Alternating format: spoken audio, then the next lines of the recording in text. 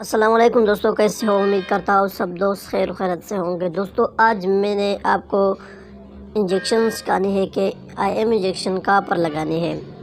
I am injection کا لگانے کا صحیح طریقہ کیا ہے، یعنی کہ گوشت میں انجیکشن لگانے کا صحیح طریقہ کیا ہے، تفصیل سے بات کرتے ہیں اسی ویڈیو میں۔ دوستوں اس سے پہلے اگر آپ ہمارے چینل پر نئے ہو تو مہربانی کر کے میرے چینل کو سبسکرائب کرو اور ساتھ ہی موجود بیل کے آئیکن پر کلک کرو تاکہ ہر نئے آنے والے ویڈیو کی نوٹیفیکیشن آپ پہلے ہی حاصل کر سکو۔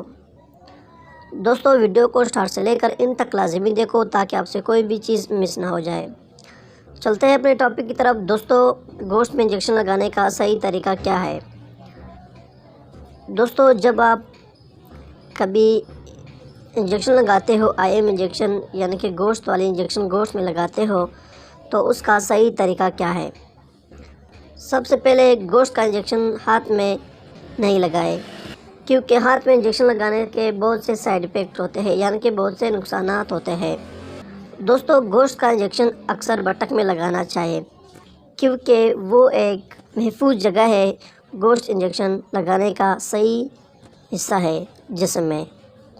دوستوں بٹک میں انجیکشن لگانے کا طریقہ یہ ہے کہ آپ نے بٹک کے اس حصے میں انجیکشن لگانی ہے، اس حصے میں آپ نے انجیکشن لگانی ہے I am.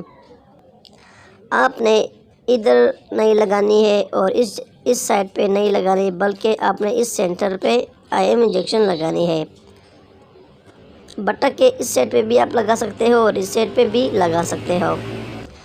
I am injection لگانے کا صحیح طریقہ یہ ہے کہ آپ نے اس جگہ پر آئی ایم انجیکشن لگانی ہے۔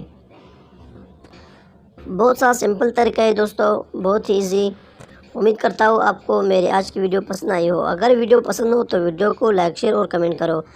اگر میری ڈیزائن کے متعلق من میں کوئی بھی سوال ہو تو مجھے کمنٹ کر سکتے ہو۔